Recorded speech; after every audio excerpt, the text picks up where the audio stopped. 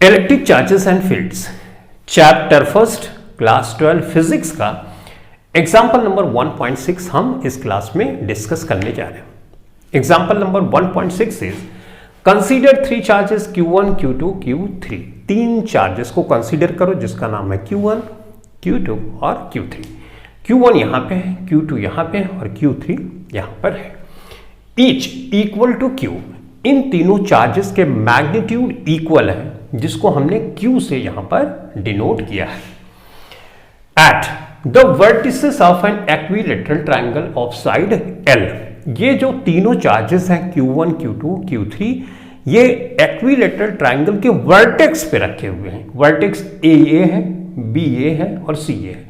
तो A पे Q1 रखा है, यहां पे Q2 है और यहां पर Q3 है। एक इक्विलैटरल ट्रायंगल होता है तो इक्विलैटरल ट्रायंगल की तीनों साइड्स भी इक्वल लेंथ की होती है, यानी AB ये साइड L लेंथ की है, BC L लेंथ की है और AC भी L लेंथ की, यानी तीनों साइड्स इक्वल लेंथ की इक्विलैटरल ट्रायंगल में होती ही होती है। ठीक। What is the force on a charge Q, हमको इस कैपिटल Q जो चार्ज यहां पे दिख रहा है उस पे फोर्स निकालनी है, नेट फोर्स निकालनी है। इन तीनों चार्जेस के द्वारा जो फोर्स लगेगी उसकी नेट फोर्स इस कैपिटल Q पे निकालनी है with the same sign as Q। और ये जो कैपिटल Q का साइन है वो बाकी चार्जेस जो यहां पे उसी साइन के जैसा है, यानी ये पॉजिटिव, ये पॉजिटिव, ये पॉजिटिव, तो ये भी पॉजिटिव है। इसका मैग्नीट्यूड डिफरेंट हो सकता है क्योंकि हमने कैपिटल Q से यहां डिनोट किया, यानी मैग्नीट्यूड डिफरेंट है लेकिन इसका साइन जो है, चिन्ह दो है, वो सेम है। तो पॉजिटिव पॉजिटिव पॉजिटिव हम मान के चलते हैं ये भी पॉजिटिव नेचर का है। ठीक। Placed at the centroid of the triangle, ये जो कैपिटल Q है इक्विलैटरल ट्रायंगल के सेंट्रोइड पे रखा है। एक इक्विलैटरल ट्रायंगल के सेंट्रोइड की जो प्रॉपर्टी होती है वो ये होती है कि सेंट्रोइड से हर एक वर्टेक्स की जो डिस्टेंस होती है इक्विलैटरल ट्रायंगल में सेम होती है। तो यहां से हम ये कंक्लूड कर सकते हैं कि ये जो डिस्टेंस है, ये जो डिस्टेंस है और ये जो डिस्टेंस है, ये तीनों डिस्टेंसेस इक्वल मैग्नीट्यूड की है, इक्वल लेंथ की है। ठीक। तो अगर मैं इस लेंथ को सेंट्रोइड से इस वर्टेक्स की डिस्टेंस को r, सेंट्रोइड से इस डिस्टेंस को r और सेंट्रोइड से इस डिस्टेंस को मैं r मान लूं तो सेंट्रोइड से हर वर्टेक्स की डिस्टेंस भी सेम है। या यूं बोल सकते हो कि कैपिटल Q जो चार्ज है उससे Q1 की डिस्टेंस, कैपिटल Q से Q3 की डिस्टेंस और कैपिटल Q से Q2 की जो डिस्टेंस है वो सेम है। तो अगर हम कूलम्स लॉ लगाएं तो उसके अकॉर्डिंग टू इन तीनों चार्जेस के द्वारा जो फोर्स लगेगा वो भी इक्वल मैग्नीट्यूड का होगा। करेक्ट। तो हम यहां पे कूलम्स लॉ लगा देते हैं। तो कूलम्स लॉ के द्वारा जब फोर्स हम निकालेंगे तो के सबसे पहले हम Q1 के द्वारा निकालते हैं। मैग्नीट्यूड तो Q है तो हम Q लिखेंगे और ये कैपिटल Q है। डिस्टेंस क्या है, यहां R है। क्यों R है? इसलिए क्योंकि सेंट्रोइड से जो डिस्टेंस होती है हर एक की सेम होती है, हमने R कंसीडर किया है तो R स्क्वायर किया। ठीक है। इस फोर्स को हमने F1 मान लिया। अभी हम डायरेक्शन की बात नहीं कर रहे। ठीक। अब F2 निकालते हैं। F2 निकालोगे तो F2 ये वाली है, ये चार्ज तो चार्ज तो सेम है K Q और डिस्टेंस भी सेम है तो R स्क्वायर हो गया। इसी तरह से F3 का निकालोगे तो K Q capital Q R square. तो यहां पे तुम देख रहे होगे राइट हैंड साइड तो मैग्नीट्यूड सब सेम है, तो हम यहां से कंक्लूड कर सकते हैं कि F1 बराबर F2 बराबर F3 और इसको मान लिया हमने F। तो इसका मतलब ये हुआ कि इस चार्ज पे हर चार्ज के द्वारा जो फोर्स लग रही है वो इक्वल मैग्नीट्यूड की है। ठीक। लेकिन हमको इंडिविजुअल फोर्स जो यहां पे लगती है उसको नहीं कैलकुलेट करना, हमको ये कैलकुलेट करना है कि ये कैपिटल Q नेट फोर्स कितनी एक्सपीरियंस करेगा। तो इस नेट फोर्स को निकालने के लिए हमको लगाना पड़ेगा principle of superposition. Principle of superposition बोलता है कि अगर तुम इस कैपिटल Q पे नेट फोर्स निकालना चाहते हो तो ये नेट फोर्स इन तीनों चार्जेस के जो फोर्सेस होते हैं उनका वेक्टर सम होगा।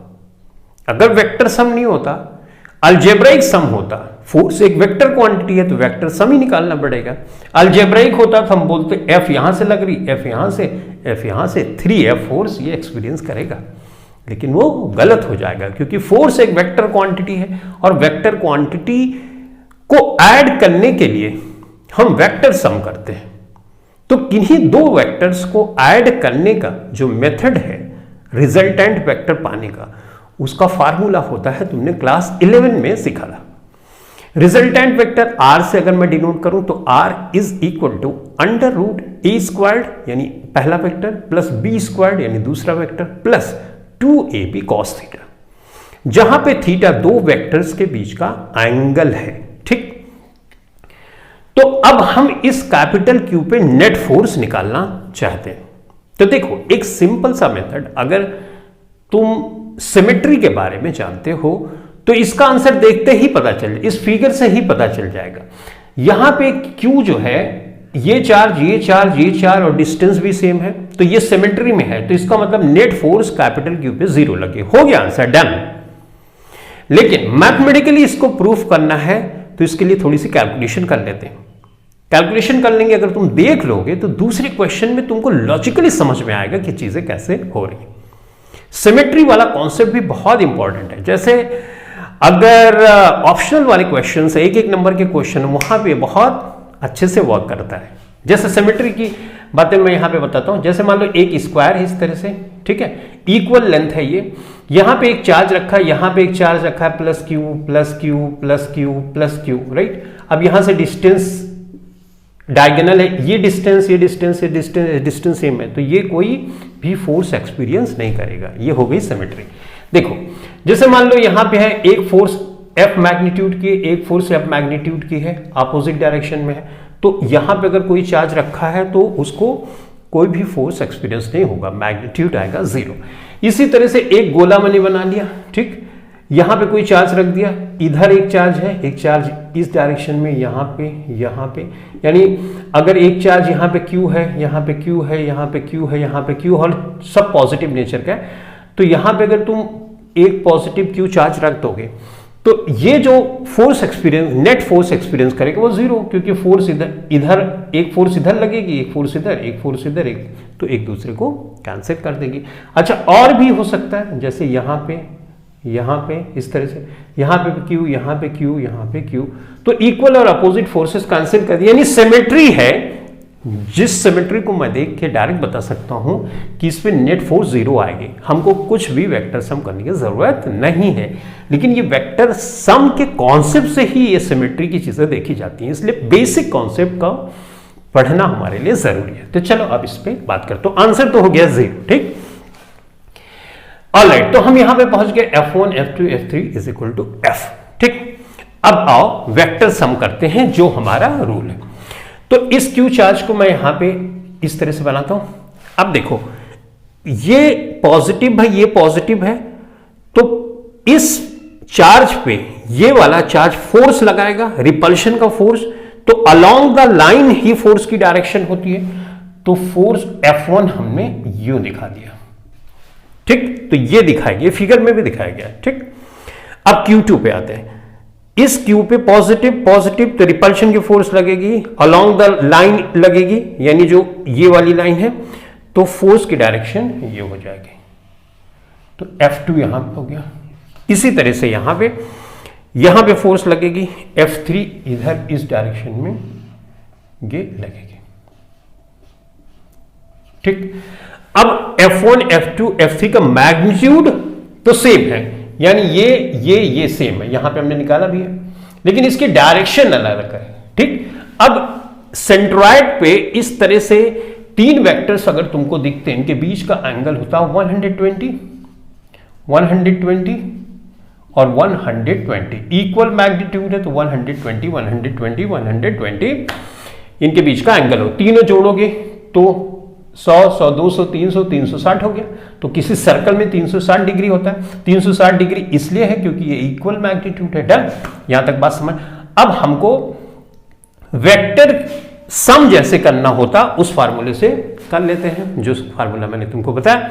तो फार्मूला रिजल्टेंट वेक्टर निकालने का क्या है, चलो फटाफट कर लेते हैं। तो F2 F के बराबर है, F3 भी F के बराबर है और F1 भी F के बराबर है। तो पहले इस वेक्टर और इस वेक्टर का हम वेक्टर सम करते हैं, फार्मूला लगाएंगे। तो मान लो 1 2 और 3 का हम रिजल्टेंट वेक्टर निकालना चाहते हैं। तो मैं यहां पे करूंगा, फार्मूला पहले लिख देता हूं रिजल्टेंट वेक्टर का, a squared plus b squared plus 2ab cos theta, right.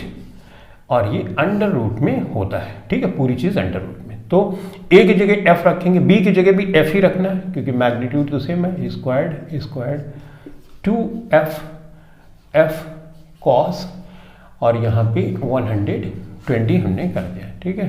तो स्क्वायर्ड इसको जोड़ोगे 2f स्क्वायर्ड हो जाएगा, ये 2f स्क्वायर हो जाएगा। cos 120 की वैल्यू अगर नहीं पता है तो ऐसे करते cos 90 प्लस 30 कर सकते हो, 120, 90 प्लस 30 120 होगा, तो ठीक। तो ये इस तरह से कर दिया, ठीक है भाई। 2f squared plus 2f squared cos 90 plus theta बराबर होता है minus sine theta, right, sine 30 ना। कॉम्प्लीमेंट्री एंगल्स होते हैं तो किस तरह से ये लिखा जाता है ये तुम जानते हो। cos 90 plus theta, 90 plus theta दूसरे क्वाड्रेंट में cos की वैल्यू क्या होती है, माइनस, तो माइनस रख दिया। cos 90 plus theta sine theta में बदल जाएगा, ये इस तरह से होता है, ठीक है भाई। तो 2f स्क्वायर्ड किया तुमने और 2f स्क्वायर्ड किया, तो प्लस माइनस मल्टीप्लाई, ये मल्टीप्लाई का साइन है यहाँ पे, तो प्लस माइनस ये माइनस हो गया, राइट, ठीक है। और यहां पे तुम देख रहे होगे साइन 30 की वैल्यू कितनी होती है, 1/2 होती है, तो 2 से 2 कैंसिल हो गया।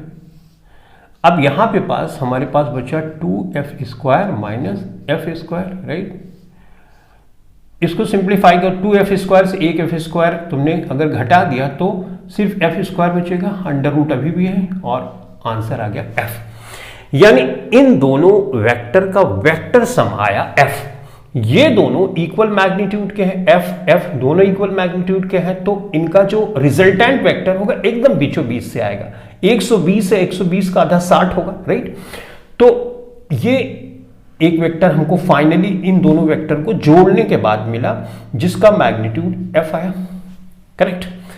अब इसी के ऑपोजिट डायरेक्शन में ये वाला वेक्टर है, ये वाला देखो जो f1 वाला वेक्टर है, तो f1 वाला इसका मैग्नीट्यूड f आया, और जो रिजल्टेंट वेक्टर f23 था ये इसका भी मैग्नीट्यूड f आया।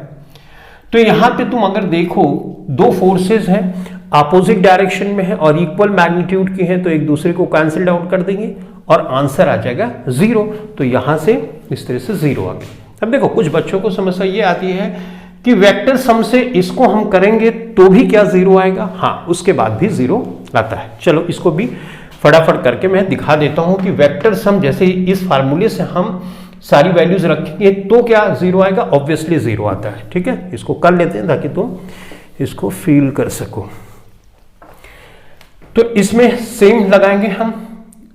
अब इस वेक्टर सम करेंगे 1 2 3, ठीक है। इसका वेक्टर सम नहीं, हम इस फार्मूले को लगाएंगे। तो फार्मूले को लगाएं, f square plus f square यानी a square plus b square plus 2ab cos।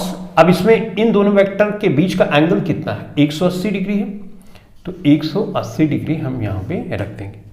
इसको करेंगे तो 2f स्क्वायर होगा, ये 2f स्क्वायर होगा। cos 80 को मैं ऐसे लिख सकता हूँ cos 90 प्लस 90, करेक्ट, ठीक है। यहां पे 2f स्क्वायर्ड हुआ प्लस 2f स्क्वायर हुआ। cos 90 प्लस थीटा यानी दूसरे क्वाड्रेंट में cos की वैल्यू होती है नेगेटिव, तो मैंने यहां पे लगाया नेगेटिव। 90 प्लस थीटा बराबर माइनस cos बदल जाता है साइन थीटा में, यानी साइन 90 ये हो जाएगा, ठीक है भाई। अब देखो 2f स्क्वायर्ड हमने किया, साइन 90 की वैल्यू 1 होती है, माइनस प्लस माइनस हो जाएगा, ये 2f स्क्वायर्ड हो जाएगा। तो 2f स्क्वायर 0 हो जाएगा, और जीरो का स्क्वायर रूट निकालोगे तो क्या 0, तो यानी जो रिजल्टेंट वेक्टर इन दोनों के आया वो आया 0, यानी नेट फोर्स इस क्यू पे क्या लगेगी 0। तो ये सब चीजें तुमको करने की जरूरत ही नहीं पड़ेगी। पहली चीज, जब तुम क्वेश्चन करते रहोगे तो सिमेट्री से ही बता दोगे कि नेट फोर्स इस पे 0 लगेगी। आंसर तो बस 5 सेकंड में ही खत्म हो आ गया और क्वेश्चन भी 5 सेकंड में खत्म हो गया ना। मैथमेटिकली अगर तुमको बोर्ड का एग्जाम में मैथमेटिकली दिखाना है तो इस तरह से तुम करके दिखा भी सकते हो और इस तरह से वेक्टर सम करके भी दिखा सकते हो। ठीक है, आई होप ये चीजें तुम बहुत अच्छे से समझ गए। तो फाइनली हमारा आंसर क्या हुआ, रिजल्टेंट जो फोर्स होगी, जो नेट फोर्स क्यू पे लगेगी वो होगी 0। इसके बाद तुम्हारी बुक में इस R की जगह दूसरी वैल्यू दी गई है, तो वहां पर भी तुमको कंफ्यूजन होता है। तो मैं तुमको एक्सप्लेन कर देता हूं, उसको करो या ना करो, it is up to you, लेकिन कैसे आया वो एक्सप्लेनेशन देना जरूरी है। तो R की वैल्यू L के टर्म में हम लिखना चाहते हैं, तो इसको मिटा देता हूं मैं।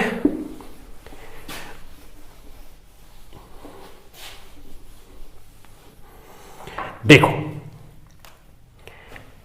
एक ये इक्विलैटरल ट्रायंगल है, इक्विलैटरल ट्रायंगल की तीनों साइड्स इक्वल लेंथ की होती है, तो मैं इक्वल लेंथ की यहां पे बना दिया। यहां पे ये मैंने परपेंडिकुलर बाइसेक्टर किया, तो इसका मतलब एक इक्विलैटरल ट्रायंगल में ये 60 डिग्री होगा, ये भी 60 डिग्री, ये भी 60 डिग्री, परपेंडिकुलर बाइसेक्टर होगा तो ये 30 डिग्री हो जाएगा, करेक्ट, राइट। उसके बाद ये लाइन ड्रॉ करोगे और ये लाइन परपेंडिकुलर बाइसेक्टर करोगे, तो ये पॉइंट जो सेंट्रॉइड है जिसको यहां पे क्यू चार्ज यहां पे रखा हुआ है, राइट। हमको ये वाली डिस्टेंस को एल के टर्म में लिखना है, ठीक बात। ये वाला परपेंडिकुलर बाइसेक्टर है तो इसका मतलब ये 90 डिग्री होगा। देखो बच्चों, ये मैथमेटिक्स में इक्विलैटरल ट्रायंगल की प्रॉपर्टी है। जब वर्टेक्स से एक लाइन इस तरह से तुम ड्रॉ करो कि इस इक्विलैटरल ट्रायंगल की इस साइड्स को दो इक्वल पार्ट में बांट दे और 90 डिग्री पे, तो उसको बोलते हैं परपेंडिकुलर बाइसेक्टर। तो ये 90 डिग्री हो ही गया, ठीक है। इसको ड्रॉ करो, ये भी 90 डिग्री हो जाएगा। सेंट्रॉइड से जो लाइन गुजरेगी इक्विलैटरल ट्रायंगल में वो परपेंडिकुलर बाइसेक्टर हो ही जाती है, ठीक। तो यहां से हमने 90 डिग्री पता किया और यहां से 30 डिग्री पता किया। अब ये 90 डिग्री है तो हम इसमें जो ट्रिग्नोमेट्रिक रेशियो है वो लगा सकते हैं, 90 डिग्री पे ही लगाते हैं, तो अब लगाते हैं, ठीक। इस पॉइंट को मान लो O, जो सेंट्रॉइड वाला है, ठीक। इस पॉइंट को हम मानते हैं D, राइट। इस पॉइंट को हमने यहां पे लिखा था A, यहां पे लिखा था B और यहां पे लिखा था C, करेक्ट। अच्छा, इस वाले क्वेश्चन में जब इस तरह से हम सॉल्व कर रहे थे तो इस डिस्टेंस को R R R ये तीनों सेम है क्योंकि ये सेंट्रॉइड से डिस्टेंस है वर्टिसेस की। अब हमको ये वाली डिस्टेंस L के टर्म में निकालनी है। तो देखो, फार्मूला हमने लिखा था कि Q था अपॉन R स्क्वायर्ड। सिर्फ इस R की वैल्यू को हमको यहां लाके पुट कर देना है, ठीक है, जैसा बुक में दिया गया। तो जब हम एक परपेंडिकुलर बाइसेक्टर इक्विलैटरल ट्रायंगल में बनाते हैं तो ये परपेंडिकुलर बाइसेक्टर जो होती है इस वाली लाइन को, ये जो लाइन है सेंट्रॉइड से इसको 2:1 के रेशियो में बांट देती है।